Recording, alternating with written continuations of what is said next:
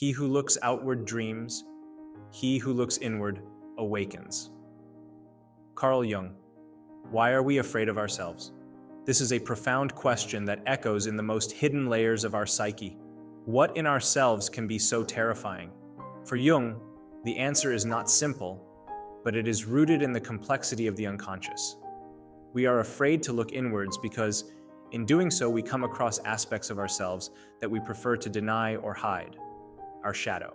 Fear of self arises, in large part, from the confrontation with these repressed parts that make up our psychic totality. According to Jung's analytical psychology, the shadow is made up of aspects of our personality that, for one reason or another, have not been accepted or integrated into our consciousness. It is made up of desires, impulses, emotions, and even character traits that society or we ourselves find unacceptable. That's why we prefer to keep it in the dark. This refusal to confront our own shadow creates a distancing from who we really are. For many people, it's easier to project the source of their fears and anxieties onto the outside world, rather than recognizing that much of what terrifies us comes from within. However, as Jung pointed out, it is only by facing these dark parts that we can awaken to our true nature and begin the process of individuation. The fear we feel when looking inside ourselves, then, is rooted in the fear of discovering aspects of our psyche that challenge our self-image. We are afraid of being confronted with the truth that we are not only good or rational, but also full of unconscious impulses and contradictions. This discovery shakes us, but it also frees us. In this video, we will explore why we are so afraid of getting to know ourselves deeply and what we can do to face this inner reality courageously. We'll delve into the concept of the shadow, the process of individuation, and the archetypes that shape our unconscious, offering a path to understanding and eventually accepting the parts we fear. Carl Jung developed the concept of the shadow as an essential part of the human psyche, made up of everything we reject or don't accept about ourselves. From childhood, we learn to shape our personality according to social and cultural expectations. Over time, characteristics that don't fit into this socially accepted ideal are repressed and thrown into the unconscious. The shadow then grows from this repressed material, which can include traits such as anger, selfishness, weakness, or even desires considered immoral. However, the shadow is not limited to negative characteristics. It can also contain talents and potential that we ignore, or emotions and impulses that could bring us greater authenticity. Regardless of its content, the shadow carries what our consciousness cannot integrate. And as we repress more parts of ourselves, the fear of coming face to face with this shadow also grows. This is where the central question comes in. Why are we afraid of ourselves? Because facing the shadow is a journey of self-discovery that can confront us with uncomfortable truths about our own nature. Jung believed that the process of individuation, the journey to become who we really are, can only be complete when we integrate these dark aspects of our psyche. By ignoring our shadow, we project these unwanted traits onto others or the environment around us. For example, someone who doesn't recognize their own anger can often perceive the world as hostile or unfair, always blaming others for their frustrations.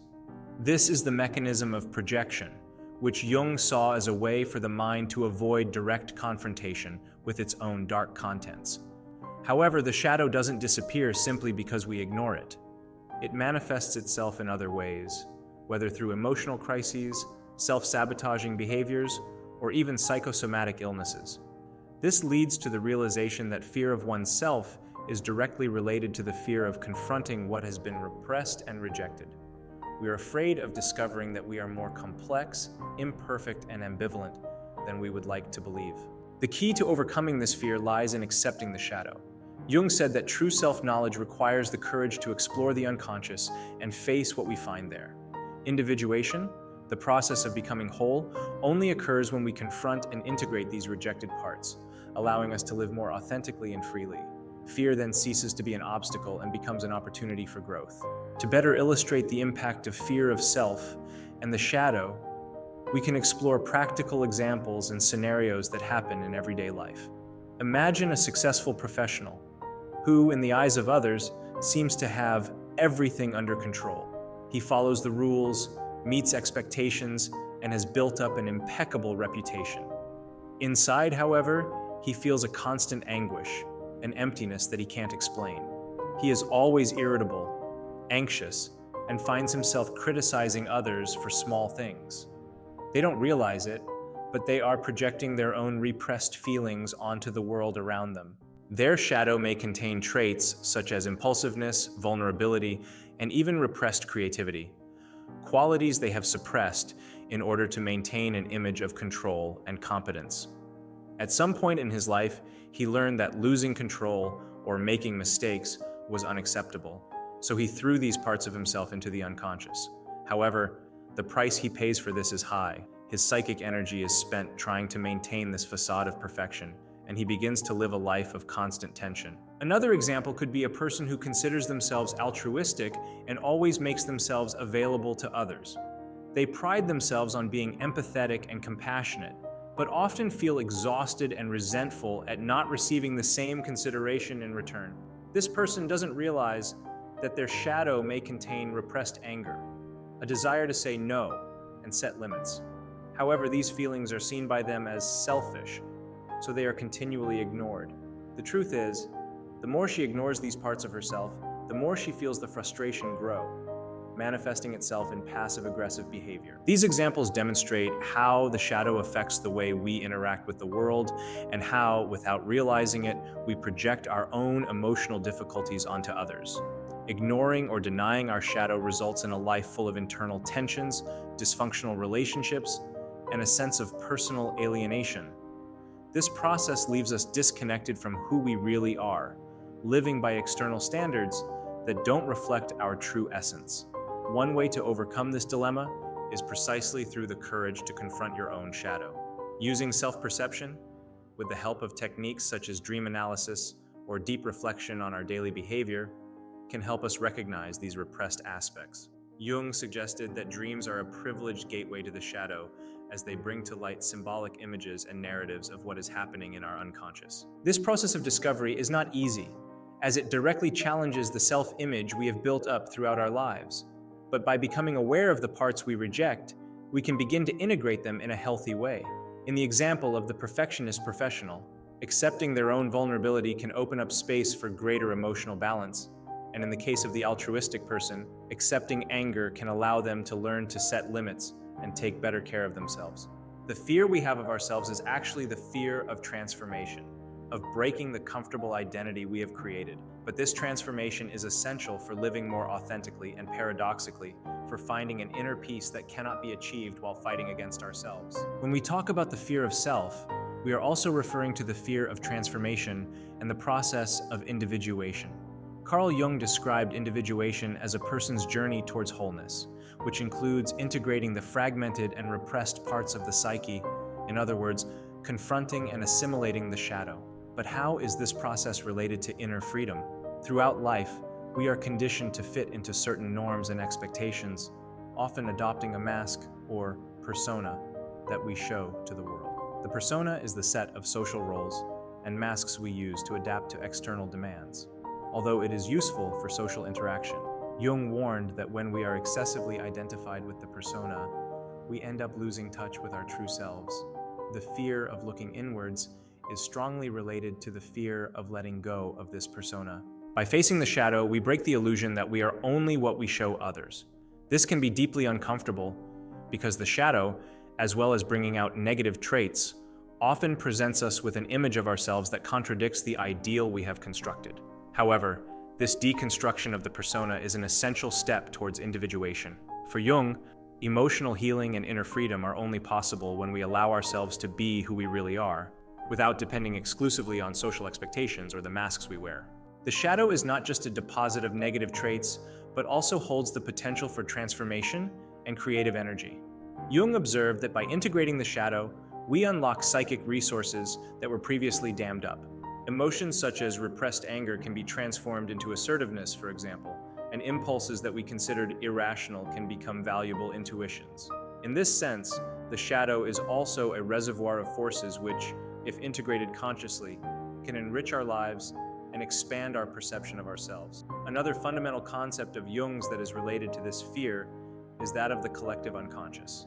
He believed that, in addition to the personal unconscious, there is a deeper level of the psyche shared by all of humanity, the collective unconscious, which contains archetypes.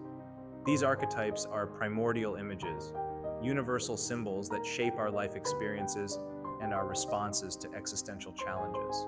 When confronting our shadow, we often come across powerful archetypes, such as the sage, the hero, the trickster, or the destroyer. These archetypes are powerful energies that live in our unconscious and, when unrecognized, can manifest in destructive ways. For example, someone who refuses to integrate their shadow can end up being controlled by the destroyer archetype, causing chaos in their personal or professional life without realizing that they are being guided by unconscious forces. However, when we recognize these archetypes within us, we can channel their energies in more constructive and conscious ways. Integrating the shadow and recognizing the archetypes not only expands our self-knowledge, but also allows us to live with more authenticity and freedom. The shadow, when recognized, loses some of its destructive power and becomes a source of strength and wisdom. Instead of fearing the parts of ourselves that we repress, we can learn to use them to enrich our lives. Inner freedom does not lie in denying or suppressing parts of ourselves, but in accepting and integrating who we really are. Fear of self, in the end, is the fear of change, of abandoning the illusory security of the persona, and embracing the complexity and wholeness of being. By overcoming this fear, we make room for a profound transformation where we find not only freedom, but also a more meaningful and true life. The journey of life is about transforming the unconscious into the conscious. That is, becoming who you really are. Carl Jung. Accepting one's shadow and facing the fear of oneself is undoubtedly one of the most challenging journeys of human existence. However, it is also one of the most liberating. The essence of the individuation process described by Jung is not about becoming perfect or eliminating undesirable aspects of our personality, but about embracing our totality, with all its imperfections, contradictions, and complexities. When we face what we fear within ourselves, we give ourselves the opportunity to discover a fundamental truth. What we reject or fear can become a source of strength, wisdom, and even beauty. The shadow, which once seemed like a burden or a threat, reveals itself as a gateway to deep self-knowledge. By integrating it, we stop fighting against ourselves and start moving towards inner freedom. The freedom that Jung invites us to seek is not external freedom, freedom from obligations or rules, but psychological and spiritual freedom. It is the freedom to be who we are in a full and authentic way, without being imprisoned by masks, external expectations, or fear of our own feelings and impulses. This requires courage, the courage to look inwards, to recognize our flaws and potential, and above all, the courage to accept that the journey of self-discovery never ends. Those who dare to walk this path, despite facing difficulties, find a depth of life that most people, wrapped up in their personas and fears, never experience. By accepting our shadow, we free ourselves from the projections that obscure our view of the world and of others. We start to see reality more clearly, and our relationships become truer because we stop projecting our inner conflicts onto those around us. Jung reminds us that when we resist who we are, we create more suffering. But when we embrace our wholeness, we open the door to healing. By integrating our shadow, we allow the light of awareness to illuminate even the darkest corners of our psyche. Fear of self is then replaced by loving acceptance, which is the first step towards true transformation. This acceptance does not mean conformism, but rather the recognition that transformation is only possible when we stop fighting against what is part of us. The shadow is not an enemy, but a teacher. It teaches us about our weaknesses, but also about our latent strength. By accepting its lessons, we become more complete human beings, more aware, and ultimately freer. So the question, why are you afraid of yourself, should not be answered with avoidance or denial, but with curiosity and courage. What fears reside in your shadow? What parts of you have yet to be recognized and integrated? What is your psyche trying to teach you? As you begin this journey of self-discovery, you'll realize that fear of yourself is actually fear of becoming what you were always meant to be, a complete, conscious, and free individual. True freedom, as Jung taught us, lies in accepting our light and our dark, without judgment, but with the wisdom that every aspect of us has something to teach us. The shadow, when finally brought to light, reveals the power of a soul that by accepting its wounds finds inner freedom. The journey to face and overcome fear of oneself is a courageous journey towards the integration of the shadow and the conquest of inner freedom. Jung's proposal invites us to abandon the illusions of perfection and conformity in order to discover the depth of the human psyche. At the heart of this journey is acceptance, not passive acceptance, but transformative acceptance. When you allow yourself to explore your own depths, you realize that what you fear most is not something external or distant. On the contrary, it's inside you, in your own emotions, impulses, and contradictions that have been suppressed for so long.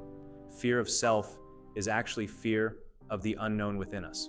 However, as we move forward on this journey of self-discovery, what once seemed threatening begins to lose its power. By integrating the shadow, we realize that it contains not only weaknesses, but also untapped talents, an emotional strength that can be transformed into creative and authentic energy.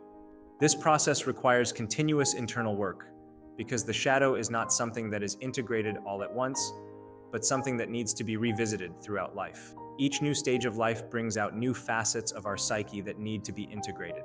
Individuation is therefore a path of constant evolution. This internal work does not take place without resistance. The human psyche is resistant to change, and many prefer to remain on the surface, stuck in their personas, without exploring what is hidden in the unconscious. But those who dare to face their shadows discover a richer, fuller, and more deeply meaningful life. When you no longer fear your own emotions and impulses, but embrace them as an integral part of who you are, a new kind of freedom emerges. This freedom does not mean the absence of challenges or suffering. Jung teaches us that living fully involves accepting that pain and joy, darkness and light, are part of the human experience. Individuation helps us to find balance between these opposing forces, allowing us to live in a more conscious and integrated way. So the final message is clear. Don't run away from yourself. Don't be afraid to look inwards, to confront the parts of yourself that have been rejected or denied. Instead of running away from who you really are, embrace the journey of self-discovery with courage and curiosity. Your shadow, when welcomed, can be your greatest ally on the journey to becoming whole and truly free. In the end, understanding and accepting who we really are, in all our complexity, is the key to living with authenticity and inner peace. Jung believed that true happiness comes from being complete, not perfect. And being complete requires integrating all aspects of our psyche, even those that initially frighten us. Only by facing and accepting our own shadow do we find true freedom, the freedom to be who we were born to be. Now we'd like to hear from you. Have you ever faced your own inner fears or come across aspects of your shadow that were hidden? Leave us your stories, insights, or questions in the comments. Your experience can help others on this journey of self-knowledge.